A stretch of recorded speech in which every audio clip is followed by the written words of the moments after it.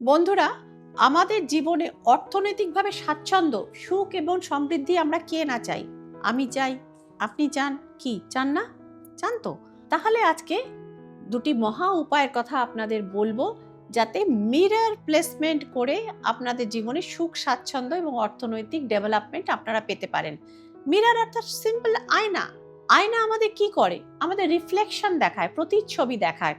তাহলে এই মিরর বা আয়না আমাদের এমন জায়গায় প্লেসমেন্ট করা উচিত যেখানে অর্থ রয়েছে। ফার্স্টের মহা উপায়টি হচ্ছে আপনার আলমারিতে, আপনার বেডরুমে বা আপনার বাড়ির যে আলমারিতে আপনি জামা কাপড় রাখেন, খানিক পয়সা করি, অর্থ করি রাখেন, সেই আলমারিটার ওপরে একটি 10 টাকার নোট বা 20 টাকার নোট বা 100 টাকার নোট, এটা আপনার অর্থনৈতিক মানে সেই বলে না যে হিন্দিতে অকাত বলে, সামর্থ্য অনুযায়ী, অর্থনৈতিক সামর্থ্য অনুযায়ী সেই নোটটির পেছনে আপনি একটু ফেভিকল বা অন্য জাতীয় আঠা দিন এবং বাড়ির আয়নার নর্থ ইস্টে সেই নোটটিকে আপনি জাস্ট চিপকে দিন, অর্থাৎ নোটটিকে ওখানে আঠা দিয়ে আপনি লাগিয়ে দিন। এই এই নোটটির দিকে আপনার কি হবে? ওই একটি 10 টাকার বা 100 টাকার বা 50 টাকার নোট আপনার জীবন ঘুরিয়ে দেবে? না বন্ধুরা, কিন্তু একটি পরীক্ষিত এবং প্রমাণিত একটি টোটকা। বহু বছর ধরে বহু মানুষকে কিন্তু আমি বলে এসেছি এবং তারা ফলো করে এসছেন। আমি নিজেও করেছি, কারণ ফল পেয়ে তবেই না আপনাদের বলবো, তবেই না টোটকার বিশ্বাসযোগ্যতা। তো ব্যাপারটা কি ঘটে? এভরিথিং ইজ সায়েন্স, সায়েন্সের বাইরে কিছু নেই এবং অ্যাস্ট্রোলজি বা ট্যারো কার্ড কোনো বুজরুকি না। কিভাবে কাজ করে এই মিরর থেরাপি? মিরর থেরাপি কাজ করে, আপনি যে নোটটিকে আঠা দিয়ে আটকালেন, আয়নার ভেতর থেকে নোটটি রিফ্লেকশন হচ্ছে, অর্থাৎ একটি নোট দুটি নোটের মতো মনে হচ্ছে। এর উল্টো দিকে একটু যদি আয়না থাকে, দুটি নোট কিন্তু এখানে কিন্তু ইনফিনিটি সাইন আস্তে আস্তে তৈরি করে দেবে।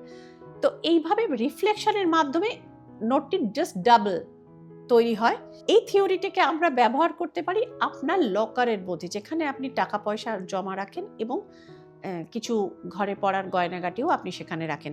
লকারটি যদি আপনি আয়নাতে আপনি মুড়ে দেন, অর্থাৎ লকারের ইনসাইড দ্য লকার আপনি আয়নার প্লেসমেন্ট করেন চারিপাশ থেকে, তাহলে আপনার টাকা পয়সা এবং গয়নাগাটি যেটা রয়েছে ডাবল, ট্রিপল, 2 টাইমস, 4 টাইমস, এবং আয়নার ব্যবহারটা যদি ওখানে বেশি হয়, তো সেক্ষেত্রে প্রপার প্লেসমেন্ট হলে ওটা একদম ইনফিনিটি পর্যন্ত ওটা দেখাতে পারে।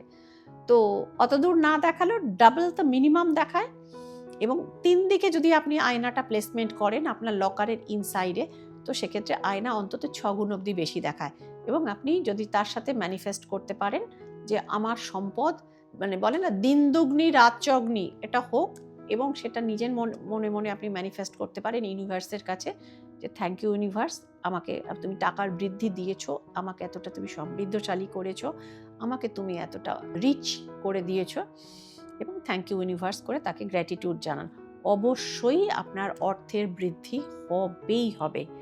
এবং এটা অর্থ বলতে শুধুমাত্র আমরা যে টাকা পয়সা বৃদ্ধি বুঝি তাই নয়। সমৃদ্ধির অর্থ আপনার পরিবার যাতে সুখে থাকে, পরিবার যাতে শান্তিতে থাকে। সেই কারণে প্রচুর সম্পন্নশালী পরিবারে প্রথা আছে, দিনের বেলা কাজকর্মের জন্য যে যেখানেই থাক, রাত্রিবেলা ডিনারে তারা কিন্তু একত্রে জড়ো হন।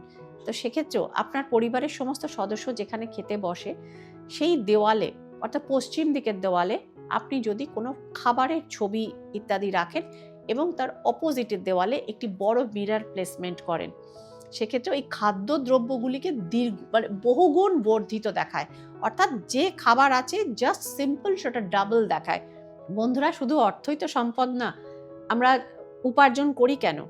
হ্যাঁ, টু মেক মানি 100 বার, 100 বার আমরা অর্থনৈতিক বৃদ্ধির জন্যই উপার্জন করি। সেই উপার্জনটা দিয়ে প্রথমেই আমাদের কি মনে পড়ে? যেটা বলে না রুটি কাপড়া আর মকান। প্রথমটা হচ্ছে অন্ন বা রুটি, অর্থাৎ ব্রেড, যে যেটা খান বিভিন্ন সারা পৃথিবীতে। তো সেই বলে না সেই, অর্থাৎ খাদ্য দ্রব্যটা হচ্ছে সবার আগে। অর্থ উপার্জনের মূল জায়গাটা হচ্ছে বেশি ফুড স্টোর করা। তো যাই হোক, তো সুতরাং এই ফুডকে কিন্তু বহুগুণ বর্ধিত দেখায় এবং আপনার সদস্য সংখ্যাও পরিবারে বহুগুণ দেখায়। আপনার যদি প্রচুর অর্থ থাকে, প্রচুর খাদ্যদ্রব্য থাকে, কিন্তু আপনার পরিবারে কোনো উত্তরাধিকারী না থাকে, কে ভোগ করবে? সে তো ভোগ করতে পারবেন না। আপনি কতদিন ভোগ করবেন? তো সুতরাং উত্তরাধিকারীও আমাদের জীবনে দরকার। কাজেই প্রপার অর্থ, প্রপার সম্পদ, খাদ্যদ্রব্য এবং সেটা ভোগ করবার উপযুক্ত উত্তরাধিকারী সবকটাই আমাদের জীবনের দরকার। তা বলে দিলাম বন্ধুরা, মিরর আপনারা কোথায় প্লেস করবেন? আপনাদের মিররের মধ্যে আপনারা টাকা একটি অর্থাৎ দেশের যেটা হাইয়েস্ট কারেন্সি, যদি আপনার সামর্থ্যে কুলোয় সেটা রাখুন, নালে আপনার কাগজের নোট যেটা আপনার সামর্থ্য সেটা রাখুন।